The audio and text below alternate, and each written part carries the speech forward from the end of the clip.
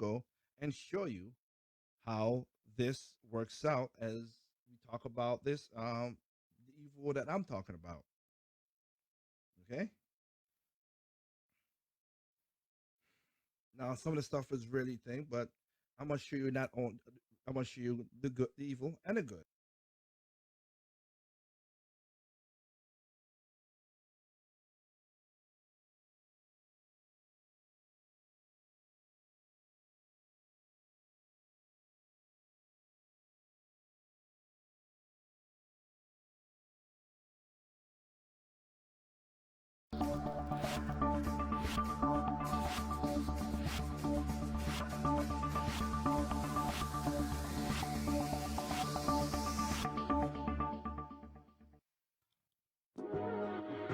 Let's go.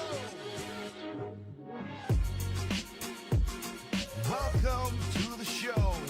It's Project Open Mic. Let's take the show off right. Ladies and gentlemen, thank you for being here with me. Cause it's Project Open Mic. Let's have a good show tonight. Let's get the topic straight. Let's get things good. Let's do everything that we should. It's Project Open Mic. Let's take the show off right. Let's open our minds and take out our style. Let's see what's going on in the world tonight. It's Project Open Mic. Let's have a good show tonight. It's Project Open Mic. Let's take the show off right. It's Project Open Mic. Let's have a good show tonight.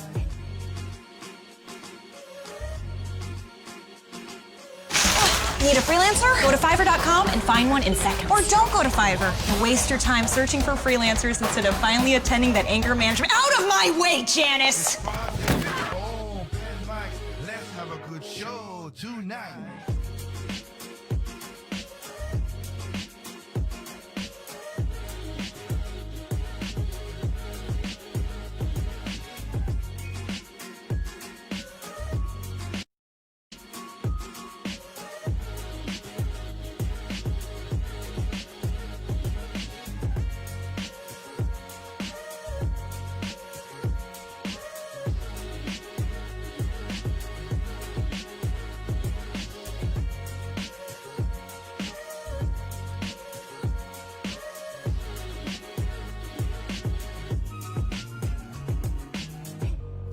Alrighty, what's going on, everybody? This is your boy Take for Project Open Mic once again.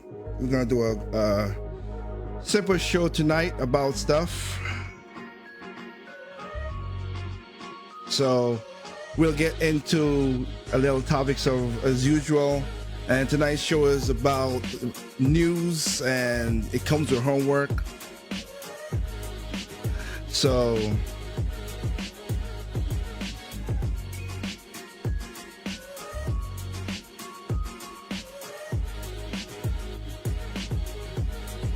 I just want to thank you guys for joining me tonight with this one. So, as we said, we're going to be talking about the news, and tonight's topics are basically about news news comes with topic homework now.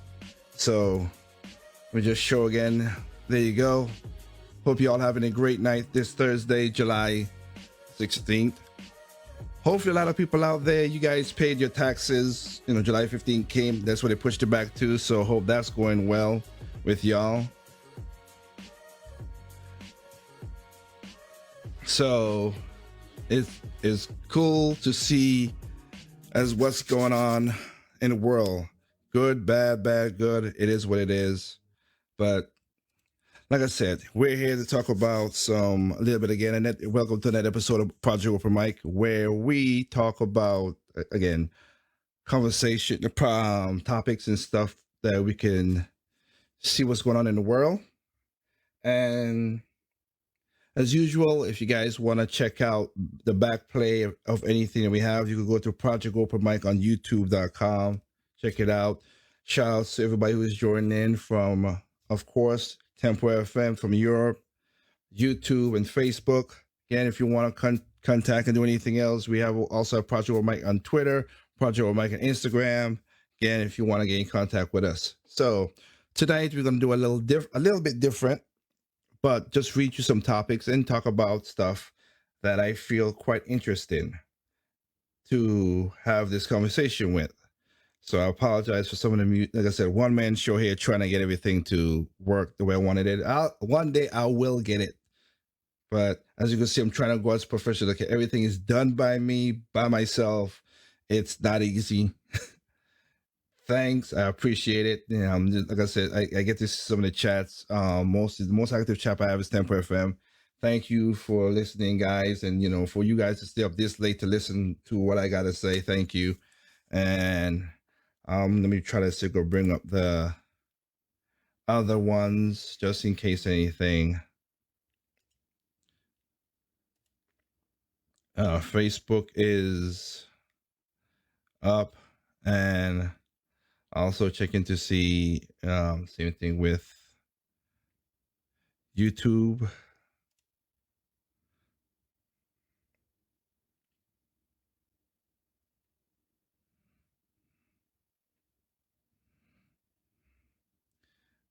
All right. Well, like I said, let's get into tonight's topics and just go straight to it. So I think I'm gonna start out. But the reason I put it as we get hijacked, let me get it straight. We get a lot of good stuff that Black people do. In most cases, it gets hijacked.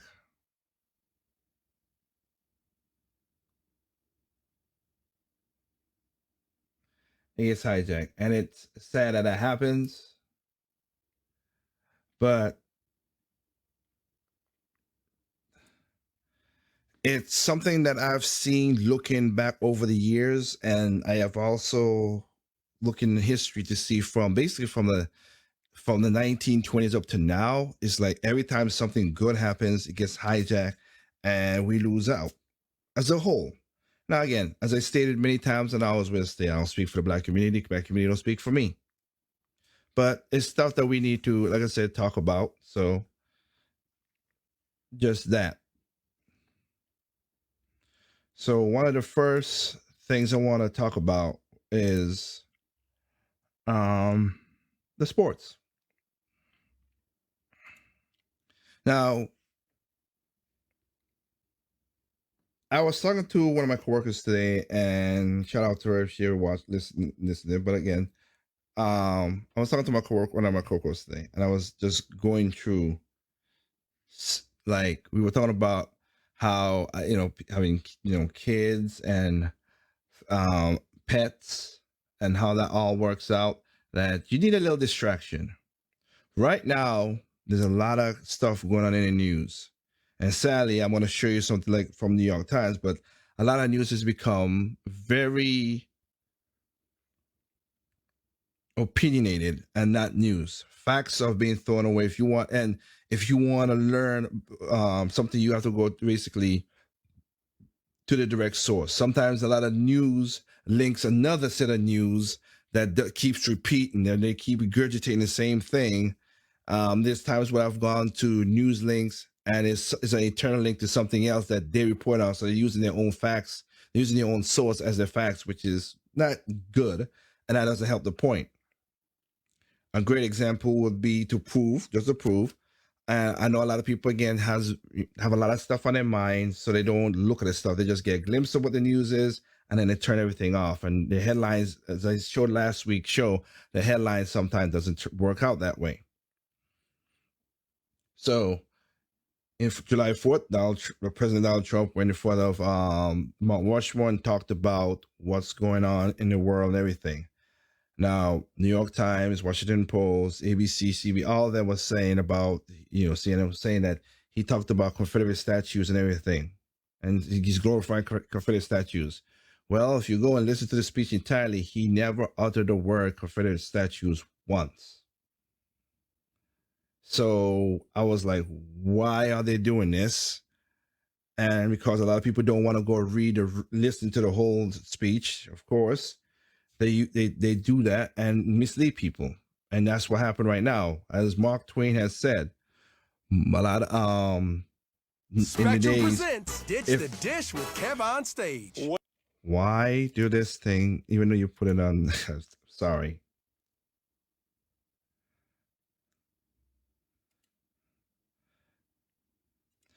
Anyway, as I was stating, sorry about that. Using going to some of these news links, the audio is the ad just pops up all the dang time. So that's what I'm trying to get the sports one out of the way. But as I'm stating here is that a lot of people don't have the time to go and look or listen to the whole thing. There's many times where I've talked to people, and that's why I said Project Open Mic is about a conversation. And they say, "Oh, well, yeah. So did you go listen to the real video?" And they're like, "No, well, I got this, this, and this." I'm like, "Okay, well, I'm gonna send you a link to the video. Tell me what you think." And they, "Oh, I got time for that." So it's like, then, as again, as Mark Twain says, if you don't read a newspaper, you're uninformed. If you read a newspaper, you're misinformed, and that's what's happening now. The newspaper now is newspaper and the news.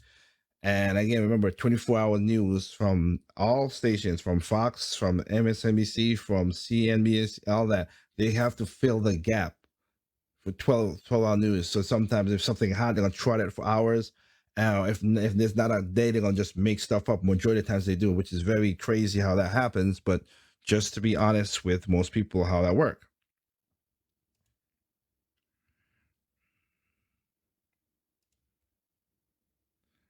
So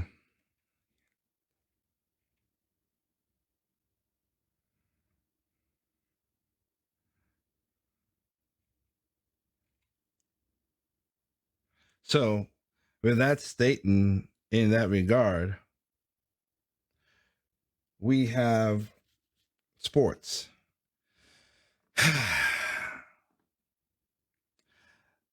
A lot of things that's bad is a lot of people. There's a set of people out there who gets offended for other people, and I don't particularly like those people. I'm gonna be honest. I don't like those people. Why are you offended for the people? If I'm offended, I'll speak up. If I'm not offended, then leave me alone. But there's certain sects of the of as I'll again, let me clear it up. We have a section now where the two extremes have taken over. The extreme on the right doesn't have that much power with the words, but the extreme on the left do. And white leftists are the most unhinged people, which I'm going to be showing you this throughout this as well. They have taken over and make the narratives. These are the same people who will say women are men, woman could be a man could have a woman, a man could give birth give birth to babies, could have menstrual cycles. They want to put tampons and stuff in a man's bathroom, which that don't make sense. The schools are teaching the most craziest things. They don't learn history, they learn revisionist history, and it's sad. So in that regard, this is what I'm talking about here. So with this statement, so sports used to be a place where you can get away from certain things. Just like I use video games, just like I use reading a book or watching a movie, I don't need the politics to force down my throat. A lot of people don't like when religion is forced down their throat, and I agree with that. Don't force it onto somebody. If they want to learn, they want to learn. You, as the old saying go, you could take a horse to the you can't, but you can't to the lake, but you can't make it drink. You can't force the horse to drink. You just can't. So if you can show them the way, and if they don't want to take it, just is what it is. So we have. So the biggest topic right now is the Washington Redskins. That's the big one we have right now. So I just want to play this before the next commercial jumps up and kills the thing.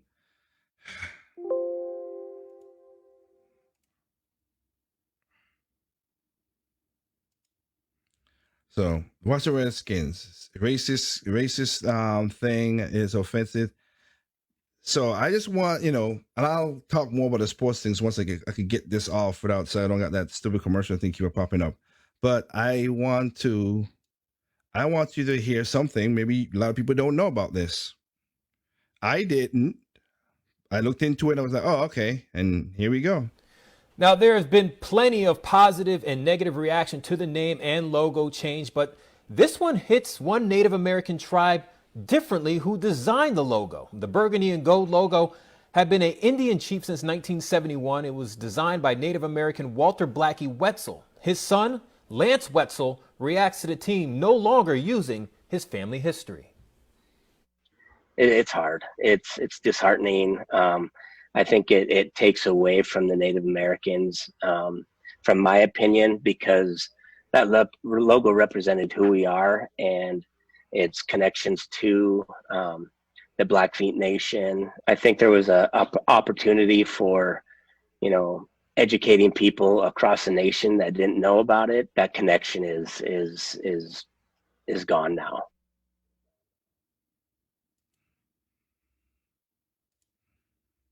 Okay. You, so I don't have to worry about you for a second. So there we go. You have the son of a Native American talking about that, and there always been polls. Every time people asked about it, always been polls, and most Indians, Native Americans, were never offended by this. Majority wasn't, but these certain people just thought that that's what it thinks is like. Okay, and it's the same thing with Aunt Jemima. The family for Aunt Jemima was proud of what the Aunt Jemima was, and never thought of it as being racist, but. You guess what happened? Same with Uncle Ben Rice. So it's like you get offended for other people, for people who don't, and then for the people who are directly a part of this, they say, no, we had no problem with this. Why you bugging?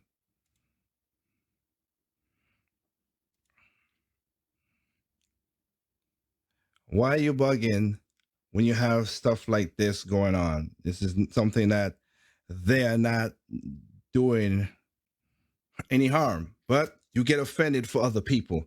That's the problem. You get offended for other people. That's the sad part. So, as we could say, that's how it works. Now, the sports thing, to finish off what I was saying with the sports. So that was the thing. So we don't know what the wrestling is going to be called about. It's sad that happened. It's sad, like I said, he was proud of what his father did. And most, again, Native Americans who got polled, you could go to Pew, you could go to Quinnipiac, you could go to those polls and see where they ask the questions from then all the way to the 90s, all the way up to now. Majority of Native Americans had no problem with it. Just stating fact there, okay?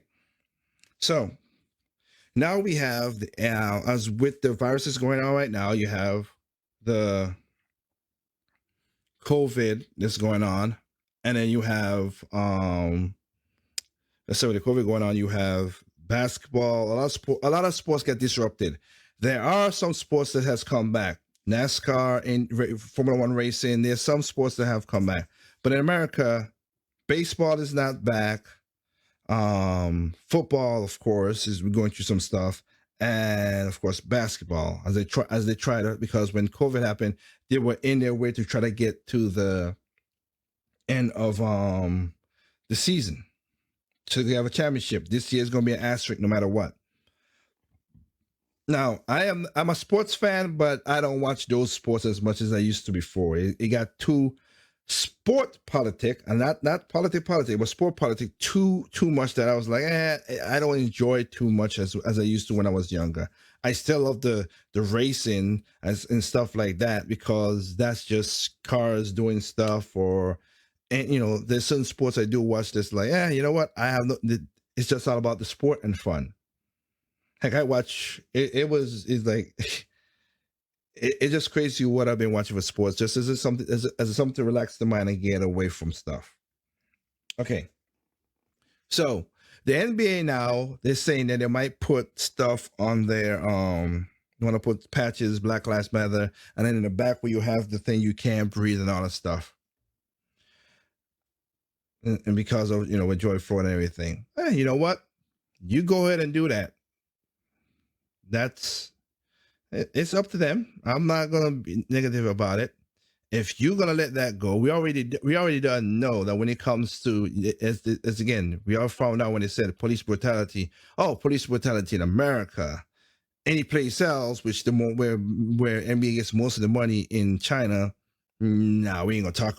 Let's not talk about it. Let's hide the camera. Let's not talk about that. But I digress.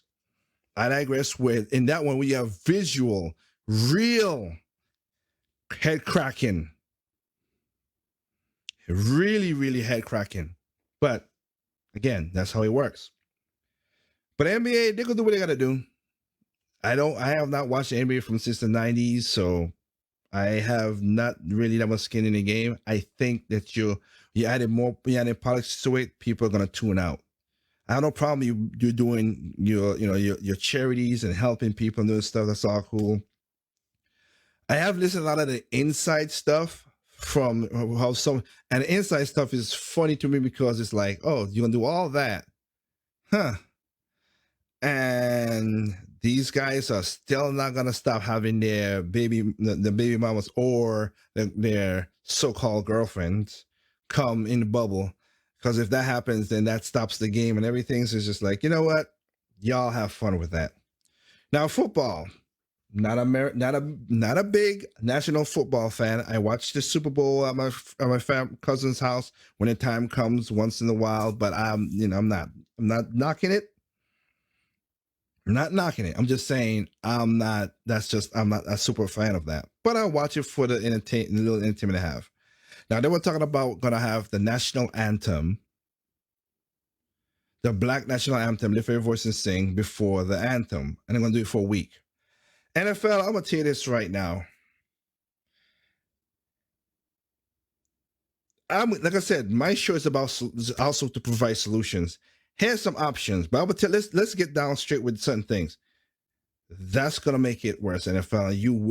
That will be end of you basically, because you're gonna create a dichotomy, and you might not recover from that. The reason I say that because if you let's say that you do lift Black national anthem, and for some reason white people or Hispanics or whatever or Asians don't stand up, there's gonna be a problem. And then when the national anthem starts, then some of the Black athletes kneel down, it's gonna cause division. We don't need that. So it's not gonna work. You're gonna really make it worse. So my solution, I give you a little freebie. Here's my solution to you. How about play the national anthem that y'all play? Keep the players inside, play it, then let the players come out and start the game. That's an option. So there's no negativity there to the degree whatever. Don't put no patches, just do that. That's one. Two, how about you don't do the national anthem, okay, and you create a football national, something. Let's get ready for some football. Something that's generic but it could get people hype about it, and you do it. That's all. You get hype about it. It's nothing just talking about football, the gridiron, the pigskin, and we stand and we go for that. That solutions. At least I provide solutions. But if you try to go with that other way, you're gonna get some real backlash out of that. Ain't gonna work. But again, it's all about making money. So let's see how all that works out.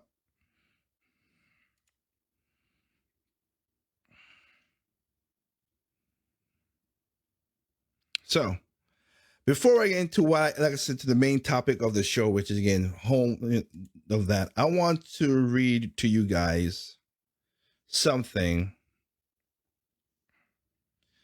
I want to read to you. Let me get it there on the screen. Boop. And just read about it. And this is what I was stating, that that news come with homework, and I'm gonna show examples. You'll see. So Barry Weiss, staff writer editor for the New York Times, she has resigned, and I'm gonna read why she resigned. Because the New York Times, the gray lady, the lady of record, the thing that people used to really, they used to have different opinions, doing like what Project Open Mic is, talk about different things, having different opinions, left, right, whatever you want to, which is stupid, but left, right, conservative, liberal, leftist, rightist, whatever it is, at least have all that there and let the people decide, give them the facts and let them decide. That's what it is. But the New York Times has changed and has come mostly an opinion piece more than a factual paper, and that's sad. So, and Twitter, as we just found out yesterday, that got hacked and people could do stuff. Again, for those who are on Twitter, good for you. I'm on Twitter for Project Open Mic. I do not have a personal account because I think Twitter is a cesspool. I really do. I'm sorry. I can't, again, how do 22 concurrent users have more power, has enough power to control 329 million people is so weird to me. But I digress from that. So let's read through what Barry had to say. Okay, so let me see. Twitter is not a masthead of the New York Times, but Twitter has become an ultimate editor. Weiss said in a note to address AG Schlesinger, pronounce it wrong, I apologize, that was posted in a personal site Tuesday. Stories are chosen and told in a way to satisfy the narrowest of audience, rather than to allow the curious public to read about the word and then draw their own conclusion. I was always taught that journalists were charged with the writing of the first rough draft of history. He was charged with the first writing of history. Now, history itself is more imperial thing molded to fit the needs of the predetermined narrative. And just to make sure you know about what Barry Rice, just to give you this, because when President Trump got elected, she cried that, she cried. So she's not a conservative or right wing, blah, blah, blah. Just letting you know that. I know I hate using the labels, but it's the only way I got to tell the truth about stuff. So how that goes in that regard. So Rice gained fame for telling excessive progressive culture since joining the Times in 2017. But her work and her social media activity have drawn criticism, even as the facilitated appearance on HBO Real Time with Bill Maher and captured the media attention. She has been described as a provocateur. She was one of the dozen media figures who recently signed an op-ed letter published by Harper in which signifies worries that the free exchange of ideas in American society as liberals and conservatives has become increasingly tribal. And also, there's a tweet comment go out with Ricky Gervais saying that mostly how liberals. That's why if you guys watch the Emmys, I think it was the Emmys, whatever, with Ricky Gervais and how he was telling his Hollywood friends, come up here, do your speech. You guys don't know nothing about the world. Shut up. Get your award. Thank your people and who God you believe in, and sit down, because you guys do not know nothing about the world. That's why Ricky Gervais is that when he hosted that was so funny, and he's been proven right. We appreciate the many contributions of Barry made to the Times opinion. I personally committed to ensure that the Times continues to publish voices, experience the viewpoints from across the political spectrum in opinion report, said Kathleen Kingsbury.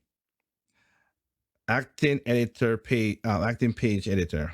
The New York Times, in a statement, we see every day how impactful and important the approach is, especially though to be outsized and influenced by the Times. Opinion journalist has on the national conversation. The Times recently parted ways with James Bonnet, a top executive overseeing the editorial page and op-ed section, after the paper published an op-ed from Senator Tom Cotton. And I'll say this when it comes to COVID stuff, this guy is the only one that had it correct. Yes, he's a Republican, but he had it correct. He was calling this out last year, September. Been correct all the time, but just making sure. But Senator Tom Cotton to call for the military response to quell civic unrest in the U.S. following the death of George Floyd while in custody of the police in Minneapolis. The article, and that article that Tom Cotton talked about is not as blanket as what we're going to call for military. He was saying that President Trump should offer the National Guard or to help in Minneapolis, in some of these places where riots has gone crazy. Riots has gone crazy. Okay, I'm again stating that riots has gone crazy, but most of these politicians didn't want the help. They turned it down, even though their cities are being burned down to the ground. I might show you a video about that, as it's sad. As you would think, like a bomb dropped there. You think there's a third world country and a bomb just dropped there. Nope, this is people just looting, destroying, and then it's just so weird. It's so weird. Let's see, where were we?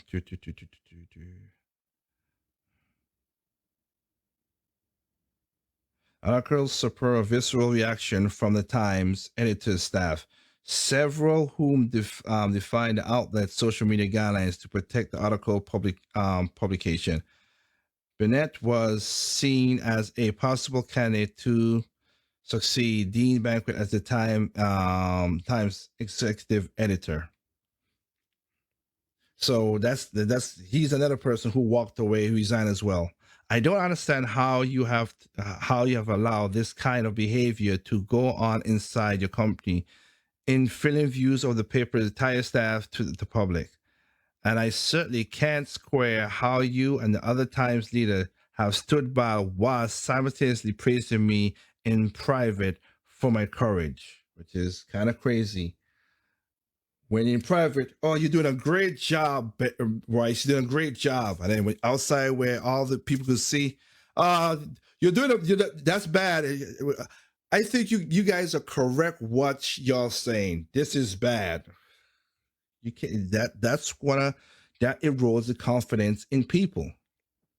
Said Weiss, showing up for work as a centrist and American newspaper should not be a required bravery, which is true. Before I think that's stuff. Yeah. So that's why she left. She left the New York Times, and the same thing goes for, what was it? Okay, he was supposed to be. His name is supposed to be here just to state it. Okay, yeah. And Dean Bennett and there are a lot of people here who walked out of James Bennett. I'm saying James Bennett, who walked out because they were like, this is crazy. If you can't have a discussion, you have a conversation, then we have a problem with that. And the news goes that way, which is wrong. Okay, you could not like people, and I understand that, but at least get as I said before, I might not like the person, but I'm not gonna lie about it. That's not me. I might not like certain people, but I'm not gonna lie about them. I am no fan of Elizabeth Warren, to be honest, just to say that. But today I read an article, God forbid I read things. I read an article of what she's going for national health care, national stuff. I'm a libertarian. I don't want the government more. The government is too far reaching, which again, I'm going to show you an example about that. The government is too far reaching already and destroying stuff. We need smaller government. But she want national cable, national internet, national, all this stuff. I'm like, okay. But for some reason, when it came to solar, and I do have that, I have solar panels on my house, so I get solar power. She did stop wrote a letter to say that the state should handle the energy for solar producing generators.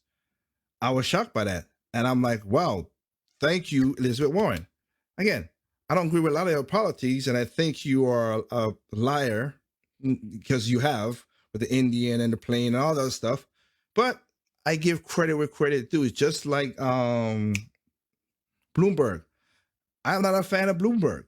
But you know what? When the hurricanes happened in 2017, when I was down there helping people, he was down there helping people with Tim Duncan and stuff and going to the Virgin Islands and helping people. I give props to people who do that. I might not hate you all out. There are a couple I could tell you, but all out. But no, I'm not going to lie on you just because I don't like you. I could just tell the truth and let people make up their minds on what's going on. So that's the news, like I said, and that's what's going on with the news today. A lot of the news just does this stuff, and it take a lot of stuff out of context, and it's just weird. So that's why I've said many times when I'm looking for stuff, I read a lot of different articles. That's the only way you could do it. News comes with homework. That's what you got to do now. You got to read a lot of articles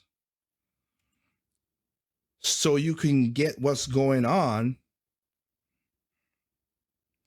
So you could piece together. It's sad that you can't get it straight edge as you need it to be, but yeah, you are getting it just as good as it's supposed to be right now. So I can't really say too negative about it. You gotta do your homework, and that is sad. So let's go. I'll give you another example. Now, everybody's been talking about the whole COVID, how Florida has had the highest spikes and everything and all that stuff.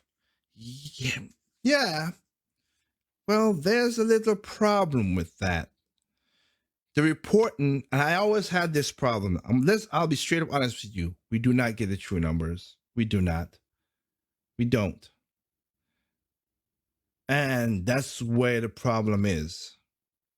So let's let you play this report, and you're listening to what's going on, because national news, local news does stuff. And there's times that I've seen where they try to get certain things for national news, and it's for local news, and then local news like, I'm not gonna do it. So again, as you can see, I use different things: Variety, CBS, Fox. I use all the stuff because I want to get the difference. I use all different sources because that's how I find out what's the truth going on. It's sad, but again, you got to do your homework. So let's play this, because this right here, most people won't understand about this. Florida Department of Health says that labs have not reported negative COVID results. And most of you be like, well, what does that mean? Some people don't even know what that means. So I'll play the report for you. Single day with 15,300. Today, Florida once again has more new cases than any other state, with more than 12,000. Thanks for joining us. I'm Luann Sorrell. I'm Charles Belay. Statewide, the positivity rate is now 11%, and that number has been key in the debate over how to fight this virus. Fox 35 investigating the numbers tonight. There are dozens of labs that process tests. On the state's website, we found numerous labs that are only reporting positive test results, so they show a 100% positivity rate. That got our attention. Fox 35's Robert Guadarrama has been investigating. And Robert, once you started asking questions, you uncovered a new issue with these numbers.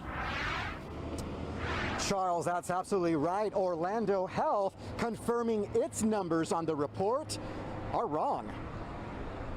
The Florida Department of Health releasing its daily coronavirus testing report, showing a statewide positivity rate of 11%. But Fox 35 quickly noticing some shocking positivity rates. Countless labs reporting 100% positivity. That means every single person tested was positive. We sifted through the reports to find local testing sites with high numbers. Like this Centricare, 83 people tested and all positive. Check out the Orlando VA, a positivity rate of 76%. NCF Diagnostics has a location in Alachua, 88% of tests coming back positive, and 98% for Orlando Health. How could that be? We investigated these astronomical numbers, contacting every location mentioned. Orlando Health, the only to respond, confirming errors in the report. Its positivity rate is in fact only 9.4%. Ooh, shocking. Now, we just heard back from the Orlando VA. They are looking into the numbers. We haven't heard back from the other two labs or the Florida Department of Health. Of course, it makes you wonder if these numbers are wrong. Are other numbers on the report also wrong? We'll stay on top of this story. Okay, for those who need to who go understand how that works, was if you test a certain number, all it tests was the positive. That's not how you do a true percentage. You take the positive, you take the big, whatever, how much got tested, and then you minus away, you get your rates. But they don't talk about that because if that's not how it works, that's how you do percentage. But all those numbers get come together, and then you get the problem that you're getting right now. You're not reporting the negative. You're only reporting the positive numbers, which is wrong, and that's not how you should do it, and it's messed up.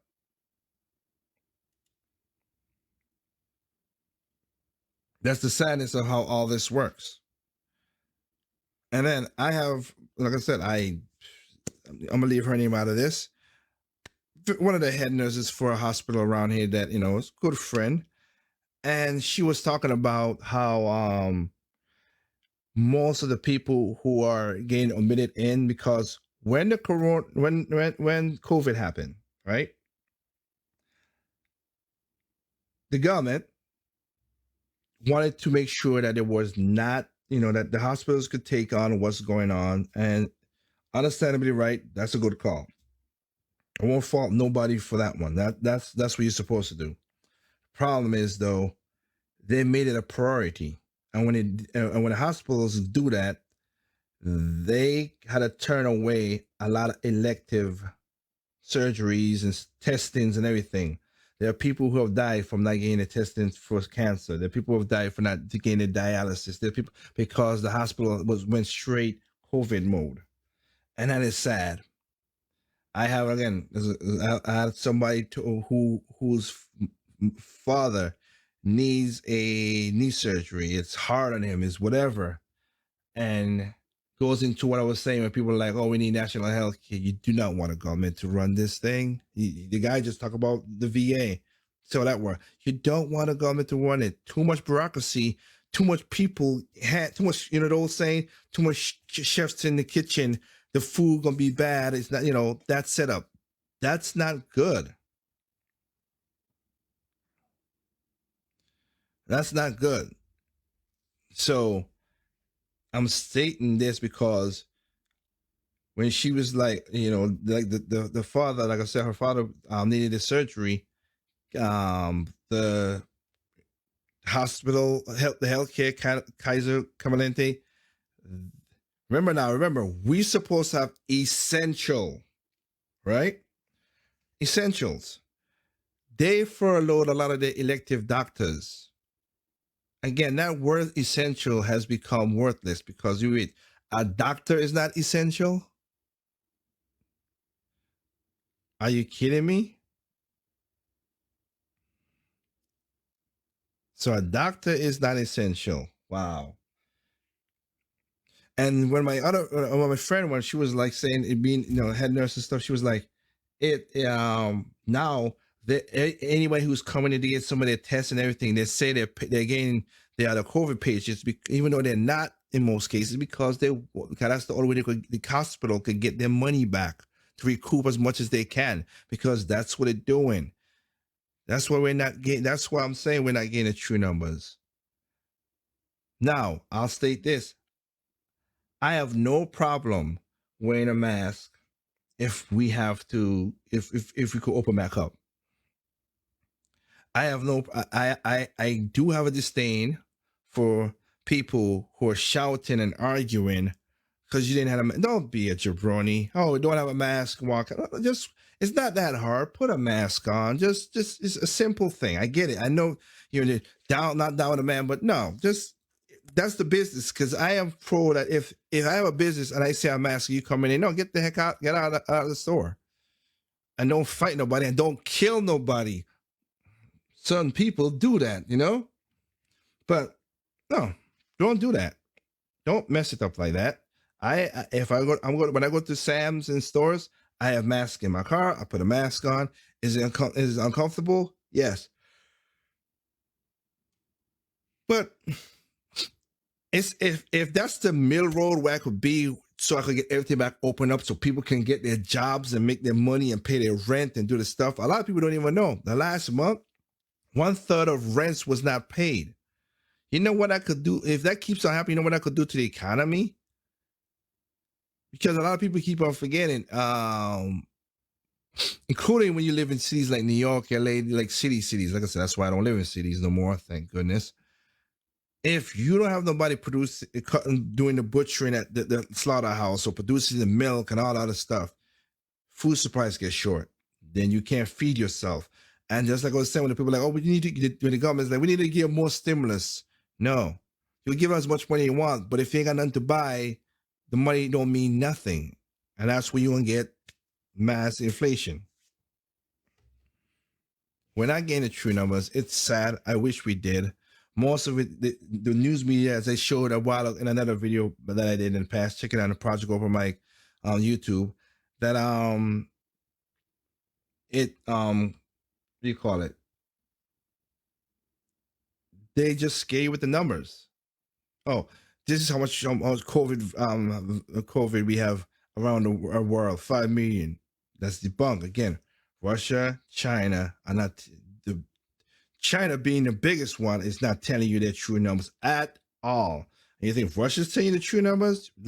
Or places like Nicaragua, Venezuela, all these places where things are not with unrest, like politic unrest? No, none of that. Same thing with Mexico, because half of Mexico is run by juggalos. You think they're telling you the true numbers? No, they're not. Heck, there was a lady who won and tried to stop some of the stuff that's going on in Mexico. They found her body. She's dead.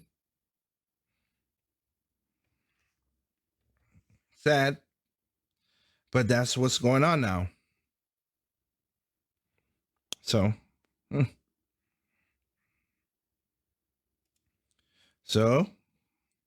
now we're gonna go to another and then you got just a shot. I'm gonna, like I said, play this, but you have in New York now where they have so much stuff, where now you have I don't know what AOC anxiety. I don't know what to say. That girl is just something. That's the best way I could put it. That's the best way I could put it. Now she wants de Blasio to put a tax, a billionaire tax, so she could get money to help people in the industry, those who are hurt by the industry. But then you defund the cops, lady. You say defund the cops. You say shut down the economy so President Trump don't get reelected. I don't know if she knows what she's saying or just rambles off the top. That's just, I don't know. It's just how I see it. But which what she don't understand, and I also a lot of people never understood this. It's like, let's tax the rich, tax the rich. There's some rich people I like, there's some rich people I don't like. Again, just like anything else, I'm an equal opportunity offender. That's just who I am. Okay. So let's tax the rich. You know that there's a big problem with that. Just like I did, the rich can move. The poor cannot. So you could tax all you want in that district. And right now, New York is a lot of people moving out of New York because of what's going on with the virus and with what's going on with the unrest. So right now, New York is losing revenue like mad. They're losing a lot of tax revenue. And you're going to just squeeze the rest small, where again, rich can move. Let me give you something right here. The former president of France, Frankie Hollande, he got elected. He said, I'm going to tax the rich 80%, which is ridiculous. You're not getting 8 cents on the dollar for what I make. You're not. When he said that and got elected and people cheered, and again, you can go check this out. This is all true. Cheered. All the rich millionaires and billionaires who had their chateaus and all that stuff, which cost, was like $30 million, $40 million. They were selling it for $5 million, and they were getting out of the country. Of course, the middle class and the poor was like, yeah, tax the rich, tax the rich. Okay, here's the problem. You got that, right? Take away the rich, the top crumb out of it, right? Which pays, like in America, the top 1% pays for 60% of the taxes in America. So you want to go be crazy like that? Go ahead. They pay way more than their share. But take away that. You know what happened is, though? The middle class and the poor, you rise up. So when the rich who are rich and can move out of the country or move out of the state, then you get elevated up and then you get hit with an 80% tax bracket. And people was like, oh, this is bad. And Frankie Hollande, he caught that and was like, oh, yeah, it's just, let's stop that. And he stopped that. That's something that a lot of people don't catch on to. I was in a city, and when people try to rob my house twice and things happen, I was lovely, God bless me, had enough money to move out. Y'all can keep that nonsense. I'm gonna move to the country and be the country and be by myself. But there's a lot of people out there who can't do that.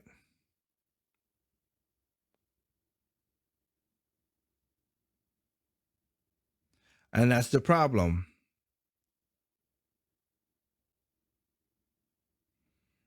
So good luck with that, AOC.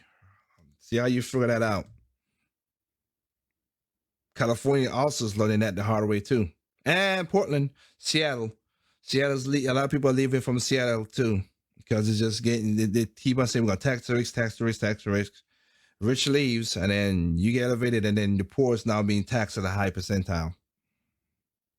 That's how they do it. Because again, remember, as I said before, it's kind of weird that people who can't get fired is telling people who lost their jobs how to live their life. Weird. So in North Carolina, we have bumbled onto some stupidness. For some reason, this state's now becoming stupid. I don't know why, but I digress. Wake County already took Juneteenth and turned it into a paid holiday. So my taxes for my house goes to pay for people to stay home and not pay taxes. And again, for black people, that's what y'all wanted, but this benefit more white people than black people. That's why I say it gets hijacked. it always get hijacked. So in the state there's Asheville, North Carolina. They said they're gonna do reparations, and a lot of people, the reparations for black people. Now, again, I'm gonna let you listen to what one of the city council members say, and we'll have a discussion talk about that and give you my 2 cents.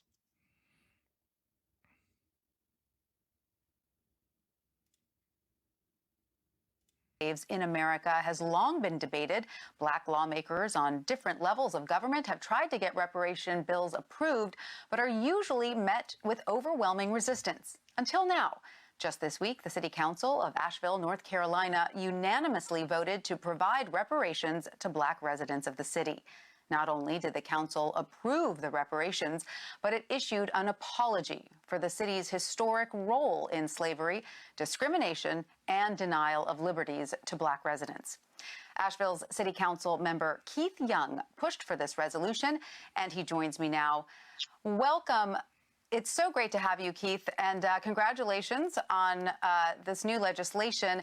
The reparations, of course, aren't going directly into someone's pocket, correct? You have a plan on how that money is going to be spent. Can you explain the plan? That's right. Reparations is a very complex issue, and it requires a solution that looks beyond a one-time payment or check. The same systemics that allow Confederate statues to go up and disparities in policing to continue are the very same systemics that recycle itself generation after generation. What we're looking at here is there needs to be a step-by-step approach which will break down the problems that we face as a Black community to its root causes and kind of identify some entry points and search for some solutions. From there, we'll be able to take action and reflect upon it and do that again, sort of a wash, rinse, and repeat, so to speak. It's set up to be something that will live beyond the current council and the current city manager to continually look at these issues that are affecting Black individuals in this country.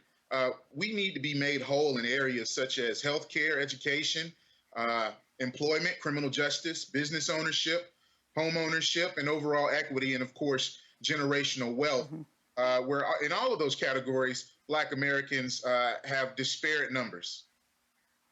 So just to be specific, are you talking about a fund that will be set aside that people can apply to for things such as education, home ownership, businesses, et cetera? Is that what you're talking about? A separate fund that will then, people have to apply into, or will the fund recognize areas and hand out the money? So as far as the funding is concerned, there is no specific fund that will be set up. We have a Department of Equity and Inclusion, and we are setting up a reparations commission for our community. As far as the funding is concerned, we will reallocate funding based on the needs of the community. I know that there's a great push right now for reimagining how we do policing in America. And in our local governments, there are some pushes even here to see how we can reallocate funding in that way. The larger picture of funding, though, needs to come from the federal and state governments. I think this is something that America cannot turn its back on right now, and we need to have that conversation on a federal level. I don't believe that will happen with this administration, but we will see what happens with the next. Do you think, though, are you heartened to see it happen more and more, on the local level? It is a conversation that can be sparked on a local level, but in order for it to really be something that is going to take hold and really be effective, you have to have support at the federal levels.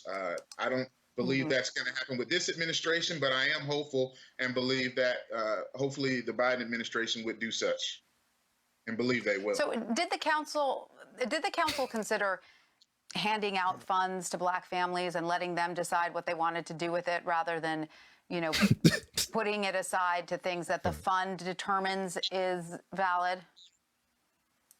I think that to some people would be the first thing that comes in their mind as what reparations is.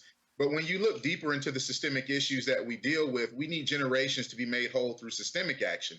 And the same systemic actions that got us here and have produced policies that have outlived many dead politicians and generations of dead Black Americans has to have a solution set up in the same manner. So just kind of giving money away and checking off a box saying we've made our obligation to Black Americans is simply not the answer. We need something that's going to be systemic in nature. We need not incremental change, but institutional change, things that are going to be embedded into our institutions for a long time to come. Because the hundreds of years that Black Americans have suffered in this country through systemic oppression is not going to be taken away with a single one-time payment and America saying we've checked our box off and made our obligations to our past. I think America right now is just now becoming awakened to its original sin, and we are definitely going to try to make amends for that.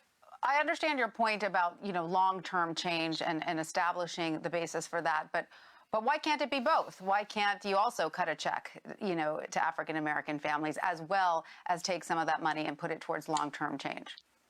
Oh, it very well could be. It very well could be. I'm not ruling that out. I think, though, that one of the most important parts of the process, though, is to make sure that it is a commitment that is long-term and local governments, state, federal governments, however this materializes in the long term, doesn't walk away from that commitment with just saying, we gave you some money and so everything should be good, while the systemics that created these issues still reside.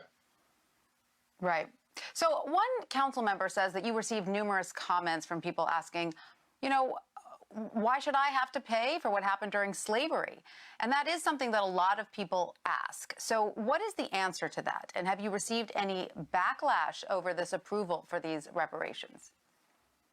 Oh, there's definitely been some backlash. I think any change in American history, anything that happens doesn't happen in a bubble, in a vacuum, and it doesn't happen without some sort of redress from the public. I think when you go back and you look at the civil rights movement of the 60s, we all like to celebrate, say, Martin Luther King to this day, but he was not a celebrated figure in that time, and what was being pushed at that time was definitely not celebrated by a large segment of the American public. So there has been pushback, but I think at this point in time, I've seen way more positive responses to this and way more willing to help fix the systemic issues that we deal with, as opposed to folks who are not educating themselves on the history itself. I've said to a lot of folks a lot of times, I don't believe that it is my specific job to educate the American public or our local public on the history of America. I think it is definitely out there for us to educate ourselves and understand what has actually happened to Black America when you go from chattel slavery to Reconstruction, Jim Crow, the Civil Rights era, urban renewal, redlining, all these different things that have happened that are out there. But also, isn't the argument that we all profit from a country that has accumulated wealth to a large degree because of the work of enslaved African Americans? Yes, that is absolutely the case. The economic stability of the United States of America is built on the backs of slaves, is built on free labor, and the sustained. I'll say this. There's one of these sayings that Jimmy Baldwin has a saying, which is, "Do I really want to be integrated into a burning house?" And I'd say, what good is having a check for reparations if the bank won't cash it? And that speaks to the systemics that have put Black Americans in this position, and our economic stability at this point is sustained by the initial acts of our country from Black labor. So now that the council has approved the reparations, when will this go into effect, Councilman? So we have asked our city manager to report back to us in 6 months on some short, medium, and long-term goals, with the expectation going forward that this is in perpetuity. We will get some biannual reports on this, and we will start to move some of these things forward and start to form our local commission here and work with the community, work with the Black community, work with businesses. Everyone has a hand in this, in making this right. There's the saying of a rising tide lifts all boats, but I'd say a rising tide only lifts all boats if all boats are prepared to ride the wave. And so that's what we're getting ready to do here. We want to make sure that everybody is prepared to ride the wave, specifically those Black Americans in our community. Yep, that the boats are all fixed up and ready to go. All right, well, Councilman Keith Young, thank you so much for your time. We really appreciate it. Sparked on the local level, but in order all right, there you go. So, again, I'll let you listen to it all straight up. Hear what's going on and how that works out. Again, not speaking for no, I'm gonna speak now. I'm not speaking for the Black community. I'm not speaking for African Americans, whatever that is. Hell, the true African Americans don't really care that much about that. Black Americans do. Again, I digress. So, I'm going to just go through some of the stuff that he says right here. Love that. Yeah. Your administration, you don't want the presidential administration, you want a Biden administration. Okay. All right. Hey. You call for it, sir. I get what you're saying. Before I go into this, I always have a problem with this, and I know a lot of people that will listen to this through maybe Facebook would say this and have a problem with that. I'm just point out something because this always kill me. Now, if anybody I don't like as a group of people is politicians, I really don't. Just being honest about that. I don't like politicians. But let's talk about this. So, people are like, oh, the first Black councilwoman, the first Black this to be that. Okay, I'll state it to anybody out there. That is cool. That is awesome. That's how you're doing it. Okay? That's cool that you became that. All right?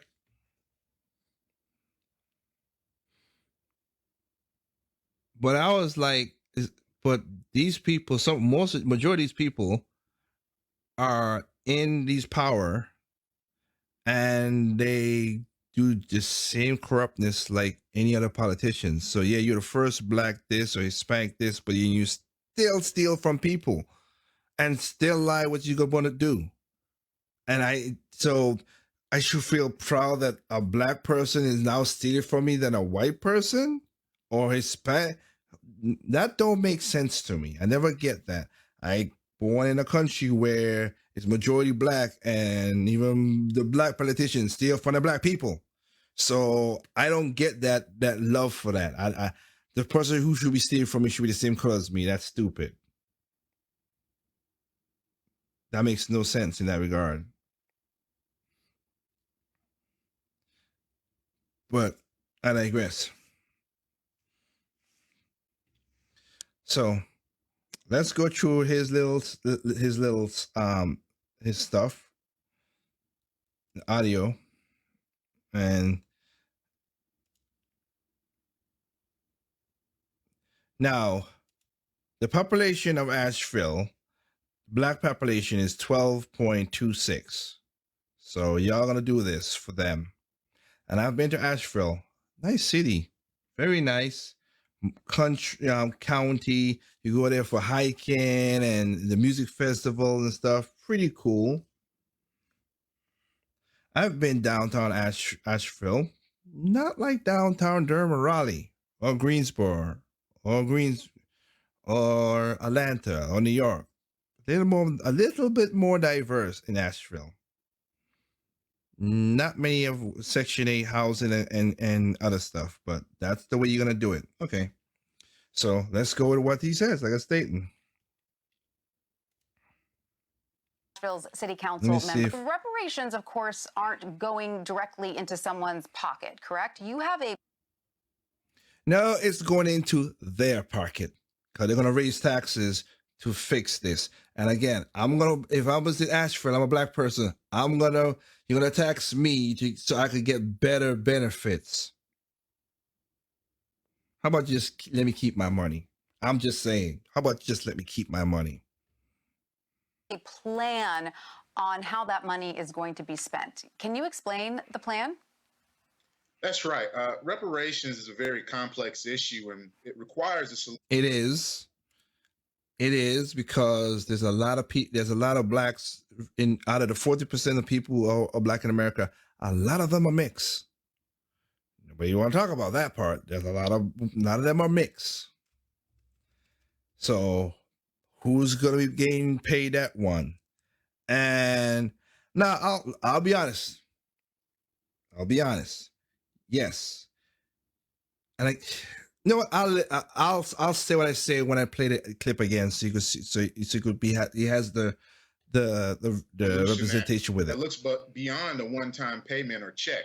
The same systemics that allow Confederate statues to go up and disparities in policing to continue are the very same systemics that recycle itself generation after generation. What we're looking at here. You mean not having fathers in the home and making a lot of the mothers married to the government? There needs to be a step-by-step approach. Keep the fathers in the home and get people off of welfare. Down the problems that we face as a black community to its root causes and kind of identify some entry points and search for some solutions. From there, we'll be able to take action. In other words, you're making a bureaucracy, which we know how that works. More people get their hands in the cookie jar to take more of the money upon it and do that again, sort of a wash, rinse, and repeat, so to speak. It's set up to be something that will live beyond the current council and the current city manager to continually look at these issues that are affecting black individuals. Keep the fathers in the lives. Stop telling people if you don't have a father in the house, we won't give you government money. Keep off the teeth of the government, and you could do very in this well. Country. We need to be made whole in areas such as healthcare, education. I agree. Healthcare, education, employment, criminal justice, business ownership, home ownership, and okay. You know what's funny too? I guarantee you, he said he talk about business, and that always killed me. How these city council people, I was like, yeah, with the business and everything. Okay, why do I need a 4-year degree or 2-year degree to freaking cut hair? What? There's a lot of women out there who braid hair and do stuff. Why do they have to go through all that hoops? If I was a female, and if I'm a guy, and somebody cut my hair bad, I just don't go back to that person. But no, we need a government to get in there so they could get a little money and say, all right, you want to open a barber shop? You got to grease our hands first. Then you can open a barber shop. Are you kidding me? That right there, beauty shop, all that stuff. No. Just if people want to open a shop, make sure they have a liability that if they do something reprehensible, like, they perm your hair off, whatever, you sue them, they're going to learn, oh crap, let's make sure we do not burn people's hair off. Let's make sure we do the right cut, and make sure we make the business, if they're going to lend out the chairs to people, hey, I got to see you cut hair first so I know you know what you're doing. There's a lot of black businesses that could do that. There's a lot of entrepreneurs in this, but the city, which you, sir, run, council, a lot of y'all always stop it. In New York, and like most of the major cities, if you want to open a moving company, you know how the way they set it up is that you have to get approval from other moving companies. What moving company is gonna say, "Oh, I want business. I want and I'm say I have a monopoly here," or me and Tito has a monopoly here. I take the west side, he take the south side. We do what we gotta do. You know what I mean? Bada bing, bada boom. But then, if somebody come in who's gonna make it cheaper and maybe figure out a way to make it more cheaper for how to give competition. Hey, Peter, you want this new guy in here? No, we don't do the new guy here. No, city council, we pay you thousands of dollars every year. Get that guy out of here. Exaggeration? No, that's the truth. Same thing with taxi people. That's why the Uber disrupt a lot of the taxi stuff. Same thing with Tesla. A lot of the car dealerships county to other states because Tesla doesn't have a dealership. You can just order the car if they send and they send it to you, or go to one spot where you can pick it up. Nope. They say you have to have a dealership if you want to buy a Tesla car. That's what these city council people really do. They stifle businesses. A lot of black businesses, sir, that you're talking about. But, and overall how that equity works, and, of course, generational wealth. Don't waste your money on stupid crap. You will get generational wealth. Invest. Put the money to the side. Don't go get the Jordans every time. Maybe get one Jordan every 5 years, but if you get the Jordan every time or get the new fancy phone every second, you're gonna be broke. Simple stuff. This phone right here, Zenfone 6. The phone before that, Zenfone 3. I got that in 2015. I don't buy the latest phone every time. Do your research, find a good phone, and I'm gonna be working on that channel to do reviews and stuff. Keep an eye out for that. But yeah, do your research, find what you think is good, and how about you don't buy it every single year?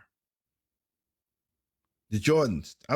I have never paid more than $100, and I know that because my mom bought feelers when I was young. I have never paid more than $100 for shoes. Now, family members have bought me Italian shoes and the church shoes and stuff. That's their money. You ain't got to do jack squat with me. I ain't paying out your money for shoes, okay?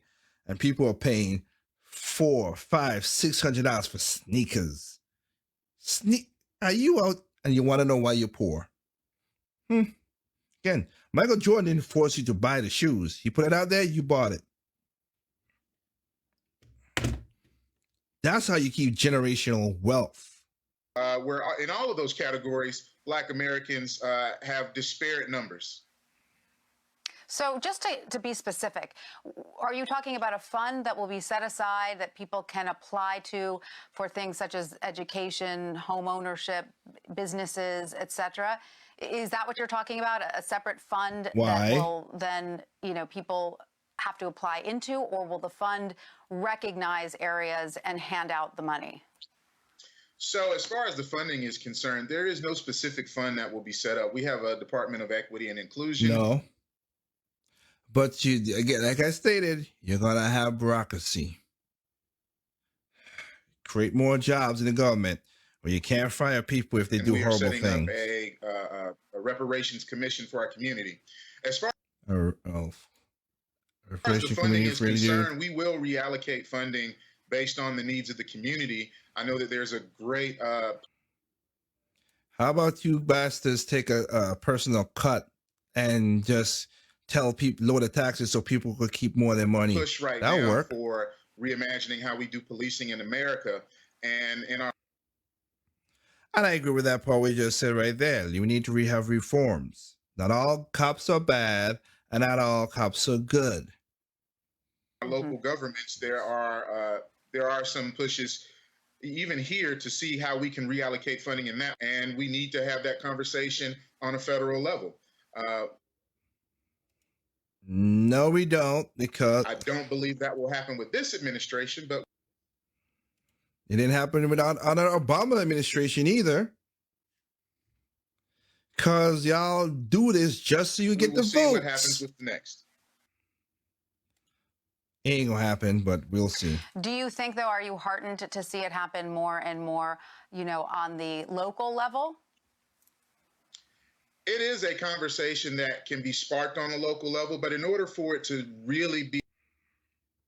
It needs to be on a local level, and I know if you do that, you'll get a lot of pushback. Something that is going to take hold and really be effective, you have to have support at the federal levels. No, you don't. Not in case of what you're saying there, but I digress. I believe that's going to happen with this administration, but I am hopeful and believe that hopefully the Biden administration would do such. And Biden was a part of the Barack administration, and he didn't do it then, because it's going to be a mess. As I said again, There's a lot of blacks who are not true blood blacks. They got a lot of white mixed into them too. So it's just, how are you going to do that? And again, you're going to raise the taxes on a lot of blacks to give them back money, and it's a total mess. And believe they will. So did the council consider handing out funds to black families and letting them decide what they wanted to do with it, rather than, putting it aside to things that the fund determines is valid? I think that to some people would be the first thing that comes in their mind as what reparations is. But when you look deeper into the systemic issues that we deal with, we need generations to be made whole through systemic action. And the same systemic actions that got us here and have produced policies that have outlived many dead politicians and generations of dead black Americans has to have a solution set up in the same manner. So just kind of giving money away and checking off a box saying we've made our obligation to black Americans is simply not the answer. You're correct. You're 100% correct. I We need agree with something you. that's going to be systemic in nature. We need not incremental change, but institutional change, things that are going to be embedded into our institutions for a long time to come. Funny enough, you're in charge of one of the institutions, and this is what you're doing. But then again, you grease your hands more to get more money. The hundreds of years that black Americans have suffered in this country through systemic oppression is not going to be taken away with a single one-time payment and America saying we've checked our box off and made our obligations to our past. I think America right now is just now becoming awakened to its original sin. And You mean the original sin of every country that has slaves, and there's more slaves in the world now than we're back definitely then? going to try to make amends for that. I understand your point about, long-term change and establishing the basis for that, but why can't it be both? Why can't you also cut a check, to African-American families, as well as take some of that money and put it towards long-term change? And how are you going to do that? So you're going to go through every damn tax. Okay, is the person put white? And I guarantee you, there are going to be people who's like, well, I'm not white. I'm other. I'm something else. And I've seen that happen. They're going to say, I'm an other because you ain't taking the money from me. I'm going to get more money out of that. And or they might be like Elizabeth Warren. I am half Indian, when she was 1/16th of, no, 120th of a percent Indian. Yeah, I'm Indian. That's what she says. She's an Indian American. Sure you are, Pocahontas. Oh, it very well could be. It very well could be. I'm not ruling that out. I think, though, that one of the most important parts of the process, though, is to make sure that it is a commitment that is long-term, and local governments, state, federal governments, however this materializes in the long term, doesn't walk away from that commitment with just saying, we gave you some money, and so everything should be good, while the systemics that created these issues still reside. Right. So one council member says that you received numerous comments from people asking, why should I have to pay for what happened during slavery? And that is something that a lot of people ask. So what is the answer to that? True. And have you received any backlash over this approval for these reparations? Of course he did. Oh, there's definitely been some backlash. I think any change in American history, anything that happens doesn't happen in a bubble, in a vacuum, and it doesn't happen without some sort of redress from the public. I think when you go back and you look at the civil rights movement of the 60s, and let's go through who's caused most of this now. We all like to celebrate, say, Martin Luther King to this day, but he was not a celebrated figure in that time, and what was being pushed at that time. Yeah, and who was the one who prosecuted him the most? Democrats. Who was the one who basically gave him the most grief and secretly taped him by the FBI and everything? At the time, I'm just being factual. It was definitely Democrats. Not celebrated by a large segment of the American public. Democrats. So there has been pushback, but I think at this point in time, I've seen way more positive responses to this and way more willing to help fix the systemic issues that we deal with, as opposed to folks who are not educating themselves on the history itself. I've said to a lot of folks a lot of times, That I is don't true. believe that it is my specific job to educate the American public or our local public on the history of America. I think it is definitely out there for us to educate I wish you really did know the true history of ourselves America. and understand what has actually happened to Black America when you go from chattel slavery to We still have child slavery going on right now. All fancy phones and stuff didn't came from a grown people, sir. We still have it. I'm not saying I'm proud of it, but I'm telling the truth. We still have it to this day. Reconstruction, Jim Crow, That was by the civil Democrats. rights era, urban renewal, redlining, all these different things that have happened that are out there. But also, isn't the argument that we all profit from a country that has accumulated wealth to a large degree because of the work of enslaved African Americans? And also, let's not forget, a lot of every community that came to America basically was enslaved. The Irish was enslaved. The Japanese was enslaved at internment camps. The Chinese was enslaved. Look at the history of California. Oh boy, and I'll state this as well too. It's unfair. I'll admit to it because the Japanese did get the Indians. They all got their reparations, but they got it at the time. Now, again, I'm just telling you the truth. You can look it up. Really, it is. But the party that stopped it and did the Jim Crow laws were the Democrats at the time, because they were the ones in the South who wanted to stop the slaves to becoming free. So they blocked the whole reparations that they was supposed to get at that time. Sad, ain't it? That was the problem.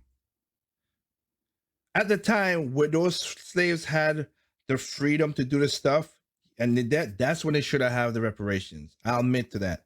Now it's too convoluted. It is not clear cut. What I guarantee you, what this man is just saying is just vague talking, because if there's a reason why. Look, I have family members. I look at stuff around me. There's a reason why I don't have a child out of wedlock, just like there's 74% of African Americans have child out of wedlock. I want to be in my child's life, 1, 2, but I want to make sure when I have most children that are born on this planet are born through lust more than love. That's what I wanted to do. I wanted to born my child out of love of the person, not true lust. Sadly, I am that stubborn-headed to try to find somebody and make sure everything is good before I, make sure this person is right enough to me to have a child. Can I have a child right now with certain women who want certain stuff? Yeah, but I want that child or children to be under my roof, that I can make sure that they grow up the best way they can by what I procure. I don't need a government, as you're gonna see I'm gonna do a story about the schools where they're teaching our kids now, but I don't need a government in that. We need less of it. We really do. So we had a time when we had it.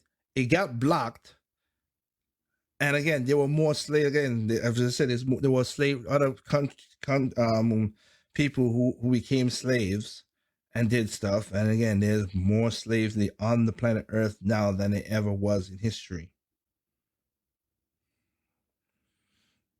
Now, doesn't mean that and let's not get it straight. Let's not mess it up. There's a lot of slavery still coming true to America. Sex slave, drugs, pack mule slaves, children. Everybody's talking about, the children, you separate the children from the parents. Do anybody really check the numbers to find out that 66% of the people who come from the Mexican border, who come through illegally, they're raped. 2, that the children is not their children. I don't have the video, but there is a video on that CNN produced 2 years ago, and it was a mother and a father and a sister and brother. They're coming together. They said, "Oh, we've been separated. We're finally back together." Watch that video closely, because I've been around kids a lot, and the sister and the brother didn't even know each other. If I know my brother and I didn't see him, I would be like, yeah. The children were looking other places. The son was like, the daughter was like looking around, and they were forced. They were like putting their arms around, taking the girl arm and putting it around the kid.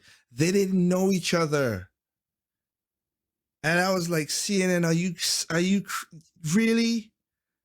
Because that's not their true. They're not siblings. The parents, the coyotes use kids so they could say, hey, because they know the laws, and they put it in there. Because when they do DNA tests, the parent and the kid are not that. And that's why some of the girls, that's some I should say, a lot of the girls and women who come through through that place get raped, which is sad.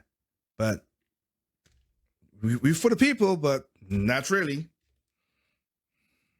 Yes, that is absolutely the case. The economic stability of the United States of America is built on the backs of slaves. It's built on. Again, he's correct. Just like every other country. You think France did? France, Europe, Africa, and again, it's still doing it all to this day. China, we all benefit from the slaves from China. Japan, Korea, they all had slavery in the society. Heck, majority of the hair industry were weave for black women. They just had a shipment, the biggest bust of weave they had, worth hundreds of millions of dollars. They got busted coming. There were hair that was cut. There were hair that was cut off of slaves in China, dissidents, so they could come and people put that stuff in their head. I'm not a fan of it. Whatever. Yeah. Slaves, they cut their hair. In India, they literally have women who cut their hair because their hair grows so fast. They cut their hair and makes money. And that's how they make money. I'm not knocking their hustle, but I don't feel like I would like to put other people. It's funny how people, I'm a person like, oh, you want to be a queen, but you're wearing somebody else's crown. But again, I digress. Labor and the sustained. I'll say this.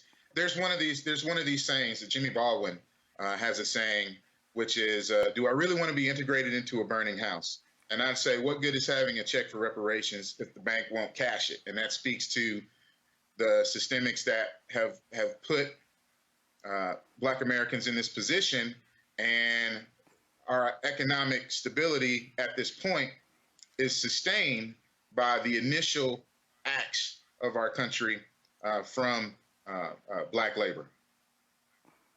So now that the council has approved the reparations, when will this go into effect, Councilman? So we have asked our city manager to report back to us in 6 months on some short, medium, and long-term goals, with the expectation going forward that this is. I want to pause it right there too, and that's another thing that happens in government that does piss me off and get me sick about it. They always come up with these ideas. They create this bureaucracy to go do this stuff, and they say, "Hey, see, we did the thing. We created a council or somebody to look at this stuff.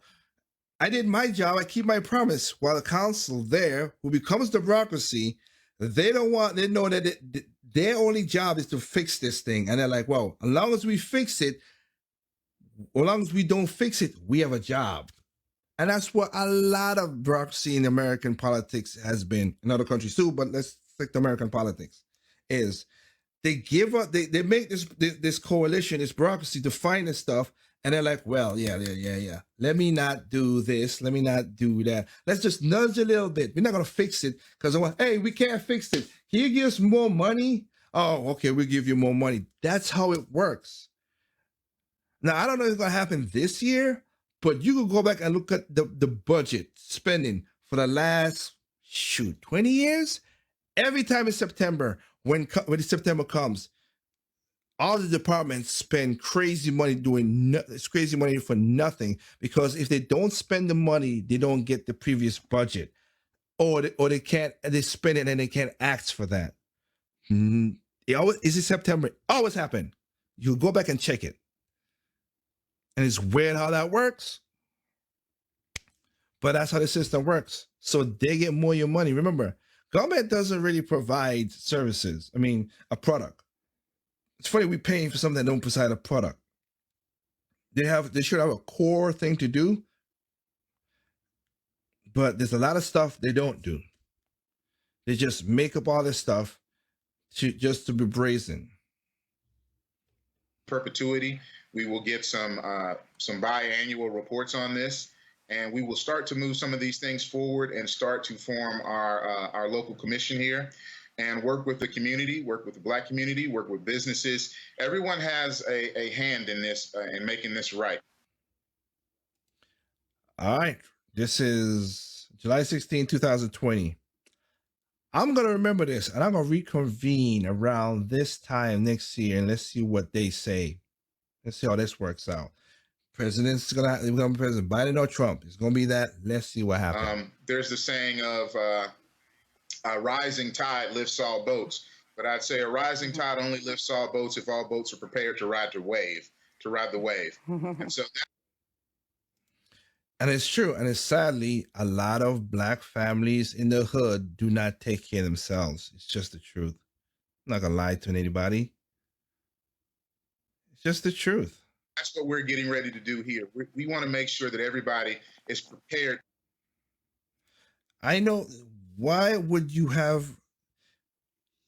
You would think, I've seen mothers who have kids when they were teenagers. You would think they would tell to their daughters, most of their daughters, hey, don't have a child. It was hard work. It was this and whatever. No, they don't. And then their daughter repeats the process over and over. The cycle repeats generationally, as you just said. That's what happened. And that's not helping. And if the mother was on welfare living in Section 8, where they literally tell them back in the 60s, they say, don't have a man in the house. And without the man to see what kind of man she should be looking for, if the person really loved them and all that stuff that comes with a relationship, she's going to perpetuate the same thing as a mother, and it's going to cycle through again and again. And then if people like us saying, oh, well, we've heard this, where they say Black men don't take care of the women, just going to specifics. Okay, well, he never had a father to show him how to take care of a woman. He mostly listened to his mom, who couldn't teach him how to be that. Same thing if he was a single father. A father cannot teach a girl to be a woman. She needs to see what a woman is and the aspects of it. We need to stop that the visited rate of having children outside of wedlock. And again, I'm not saying that you have to be married. I would be personally, but I don't say you have to be married. But at least the relationship has to be there and a great co-parenting. And not even that works out. Because even when people do co-parent and something goes wrong, the government gets called in. And I'm not a fan of that. So I think we're done right here talking with this young man right here. We'll see what happens when he turns back in. We'll see how that works out. Now,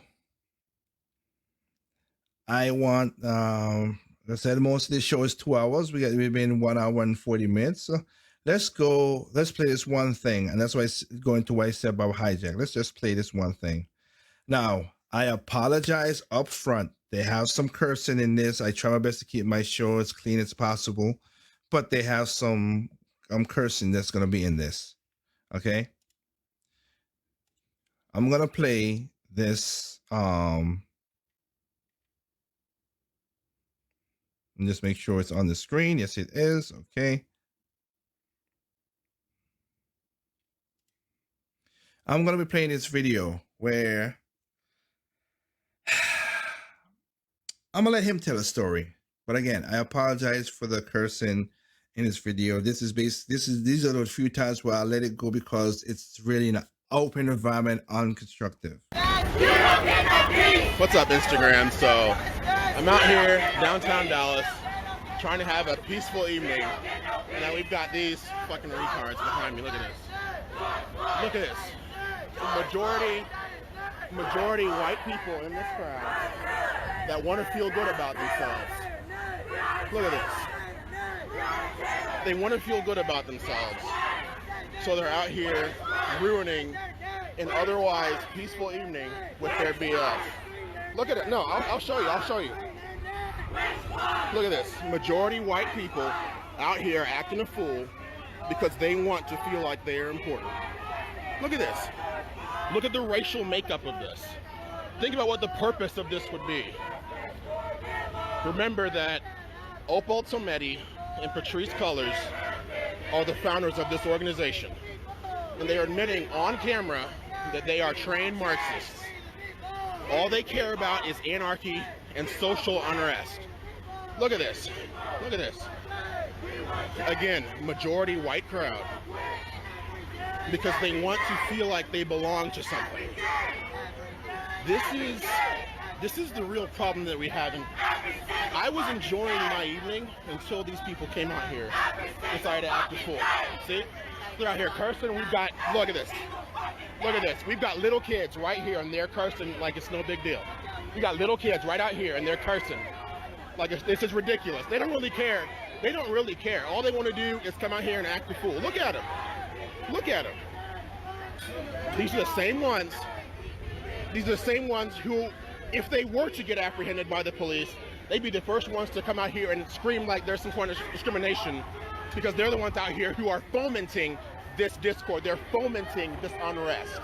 All they care about right now is creating a scene. That's why I want you to see this right now.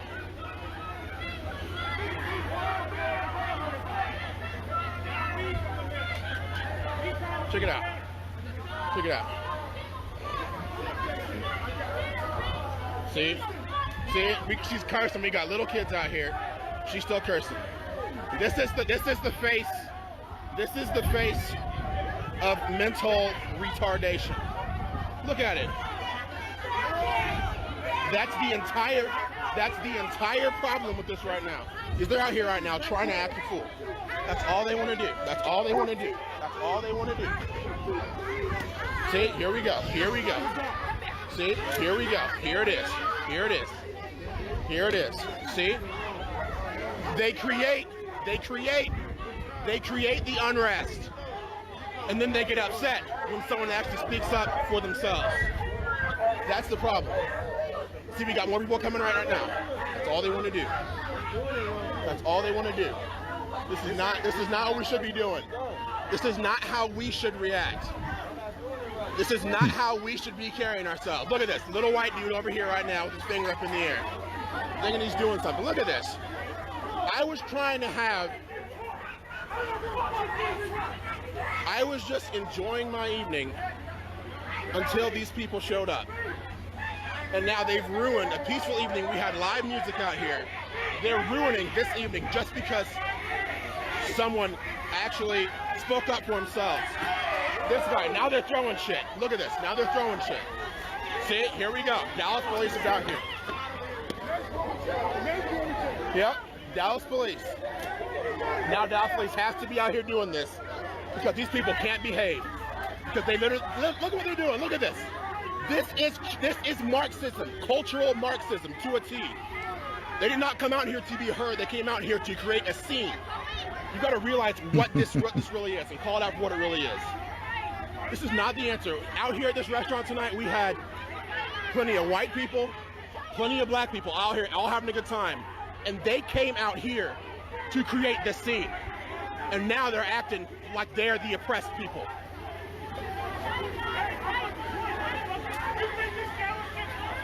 See, we're still going.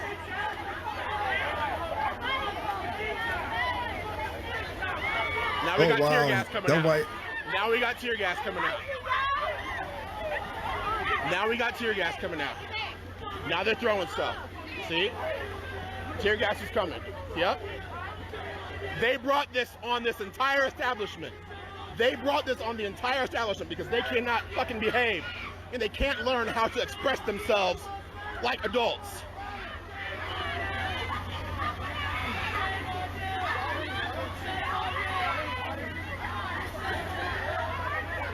This was purposeful. Remember, we were all out here just enjoying a peaceful dinner, right? They came out here and they started this mess. I want you to see this firsthand, because I guarantee you, in the news, you will hear about some sort of violent demonstration. You will hear about this. Was that tear gas? I think it was tear gas, yeah. You will hear about this. What? You have to, I understand. Love you too. But no, so they came out here with a purpose. And look at this. All these tables were full before. And they cleared this entire restaurant because they could not behave and handle themselves appropriately. And now they're throwing stuff. This is the anarchy that they want. This is what they continue to do. Listen to it. Now we're breaking windows.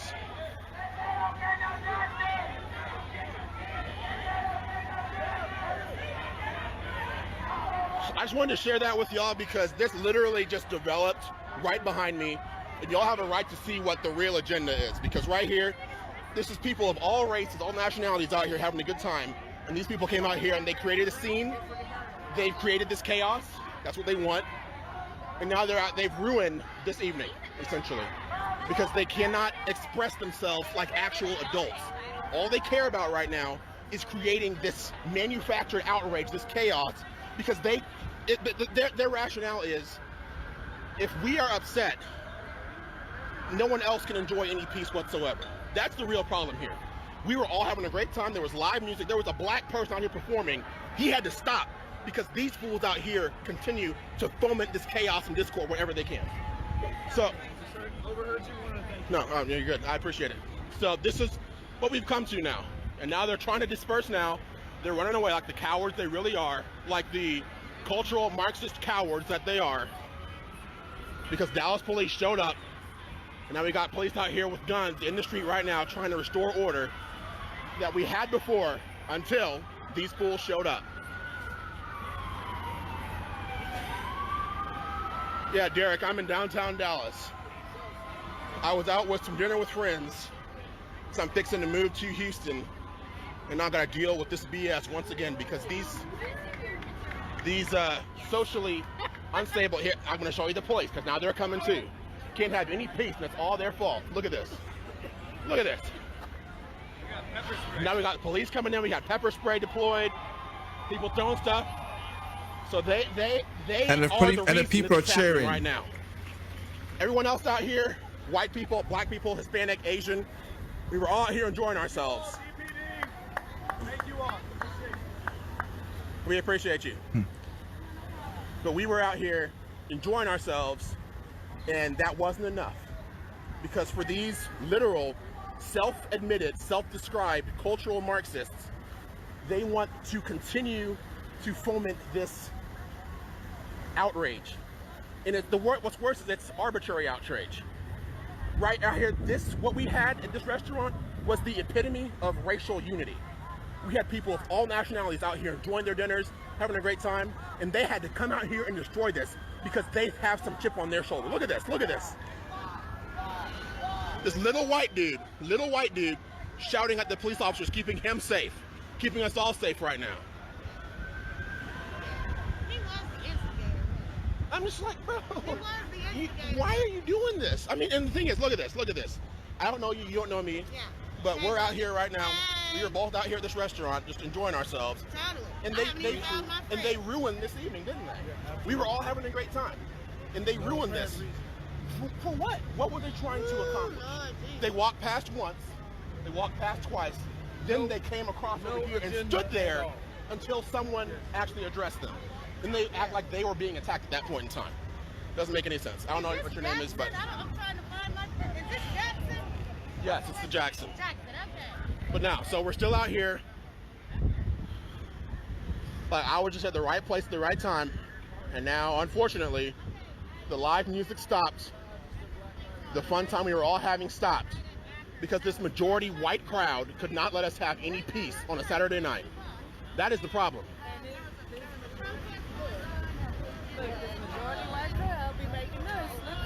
Exactly. They're, Like that ain't even us you know, on there. tell the people. Tell That the ain't people. even us on there. It's a majority white people It's that not. came in disturbing the peace. Exactly. Now we agree, Black Lives Matter, but it's a time and place for everything, Thank y'all. you. It's a time and place for everything. Thank you. Absolutely. So, and it's a problem because, you know, now we're out here and, you know, we're people, we were enjoying ourselves. And we can't even do that anymore. They shut down. The crazy thing is there was a black guy who was doing live music. So now we can't perform? But they're all black. Exactly. Black Lives Matter. But Black Lives Matter. Yep. There were probably 4 black people in that crowd. Yep. So you're seeing the hypocrisy of this movement right now. I'm just glad this happened when it did because I wanted to show y'all what this really is. This is something more nefarious, more insidious than what it seems. See, they're still going. Look at them. We got one black person. We got 2 white people.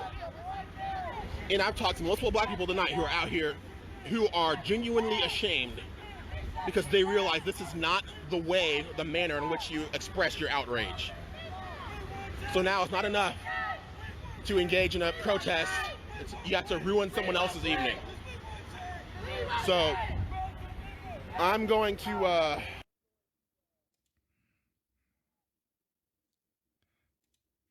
All right, I will leave it at that.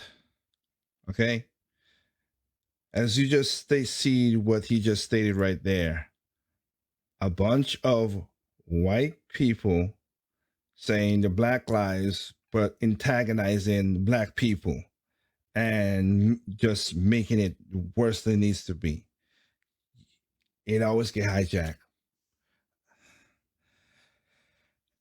I don't know this year, but I will start. If anybody out there wants to be a part of it, I am gonna do a documentary.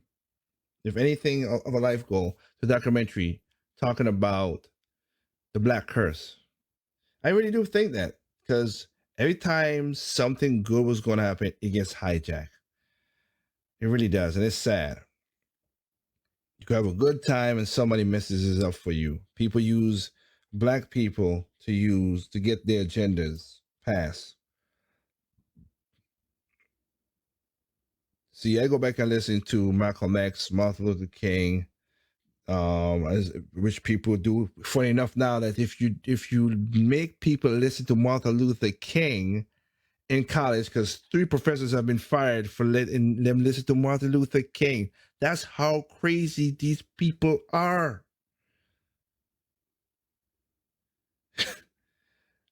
Judge Joe Brown, Sister Sherzad Ali, Stephanie King Jackson.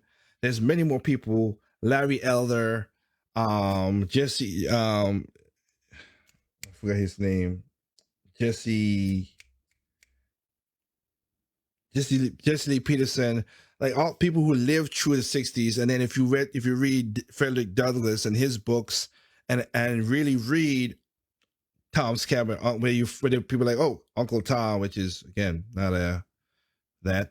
There are videos out there that I think No Free Speech, Uncle Tom, and Fatherless America. Those are 3 movies I implore people to go look at to see. Those are things that shows you what's going on in the family, what happened in true history, and also why people are silencing to learn the truth. Because if you don't know the history, you're going to repeat it. That's the old saying. And what's going on right now is bad, but that's all I could show about that. Normally, I would have something funny, jokey to end the show with, but I'm just leave it at that. This was kind of, I'm getting there to get the show where I need it to be. Okay, I'm trying. So hope you guys help me out in those kind of situations, of course. But like I said, I'm gonna leave it at that. So with that said, guys, go out there and do the homework. It's sad that you gotta do it just to find the news, but that's what's going on now. You gotta do your homework to get the news. So again, help your boy out with Project Over Mike. Again, I have no problem. There's gonna be a new show that's gonna be added on called Straight with No Chasers. You'll see a couple of videos on Project Over Mike YouTube, of course. and hopefully BitChute. We have a video channel on the BitChute. Hopefully we get one on the library as well. If you want to contact us, you can contact us. Go Project Open Mic T3 at Gmail. That's what it's. I got mixed up in that. I apologize. Project Open Mic T3 at Gmail. Project Open Mic on Instagram, and Project Open Mic on Twitter if you want to contact. Hey, if you're on Facebook, you guys know what it is. You can contact me there.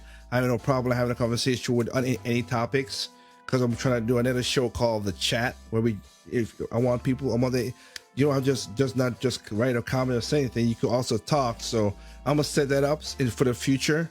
But the best thing I do is, guys, hey, go to Project Open Mic on YouTube.